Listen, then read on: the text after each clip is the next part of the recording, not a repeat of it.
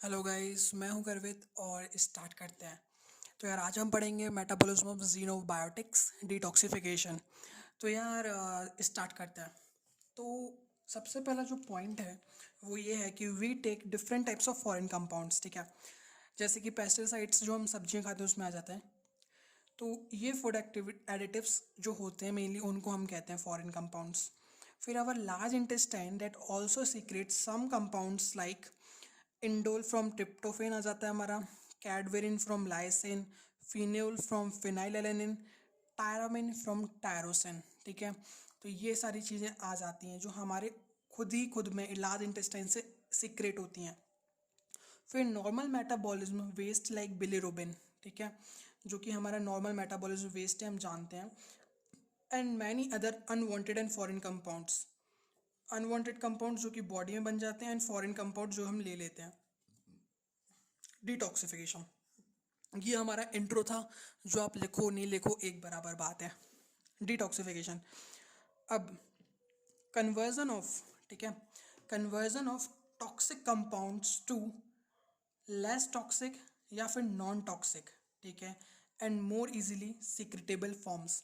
मतलब कि डिटॉक्सिफिकेशन क्या है हमारा, जो कि हमारे टॉक्सिक कंपाउंड्स या तो उनको लेस टॉक्सिक कर दो या नॉन टॉक्सिक कर दो, उसको हम क्या कहते हैं। क्लियर सी बात है, डिटॉक्सिफिकेशन।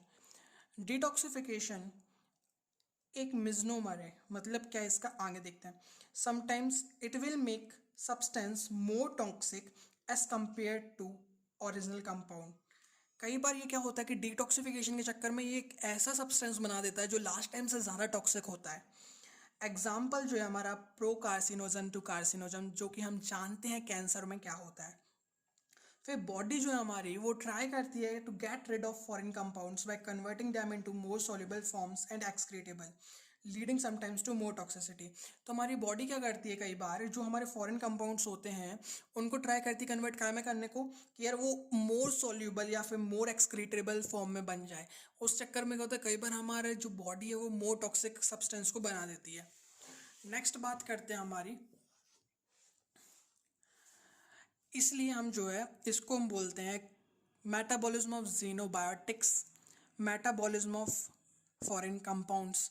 डिटॉक्सिफिकेशन बोलना थोड़ा सा गलत हो जाता है, इसलिए ये दो नाम दिए गए हैं। नेक्स्ट बात करें लोकेशन की, तो लोकेशन जो है हमारा मेनली लीवर होता है, but sometime kidney and other organs भी हो सकते हैं। Product formed mainly excreted by kidney and sometimes via faeces and expired out. तो यार ये कॉमन पॉइंट है, हम जानते हैं कि हमारे जो बॉडी है उसके अंदर दो ही तरीके हैं एक्सक्रीट करने के सब्सटेंस को, या तो यूरिन के थ्रू या फिर हमारा फीकल मटेरियल जो हम एक्सक्रीट करते हैं वो। फिर मैकेनिज्म ऑफ जीनोबायोटिक्स, ठीक है, तो इसके दो फेजेस होते हैं, ठीक है। जीनोबायोटिक्स जो है वो हमारे ऑक्सीडेशन, रिडक्शन और हाइड्रोलिसिस होता है, ठीक है। ये हो गया हमारे फेज वन। और उसके बाद कॉन्जुकेशन जो होता है, कॉन्जुकेशन यहाँ पे भी डायरेक्ट जीनोबायोटिक्स का कॉन्जुकेशन हो सकता है, जो कि इन्वॉल्व करता है compound such as gluconic acid, glycine, glutathione, sulphate, acetate and methyl group. Conjugate करने के बाद एक्सक्रीट हो जाता है, ठीक है। तो ये हमारा फेज वन, ये फेज टू, इसको डिटेल में समझते हैं, ठीक है। तो फेज़ वन का मतलब क्या हुआ कि फेज़ वन में जो है आपका ये तीन प्रोसेस होती हैं, ठीक है। वो है ऑक्सीडेशन आपका, ठीक है, उसके बाद हमारा reduction and hydrolysis, okay. Then जो कॉन्जुगेशन है वो फेज़ टू में होता है, ठीक है। तो इतना हमारा ये इंट्रो था। अगले वीडियो में हम देखेंगे कि मैकेनिज्म ऑफ जीनोबायोटिक्स में कैसा क्या होता है। Thank you.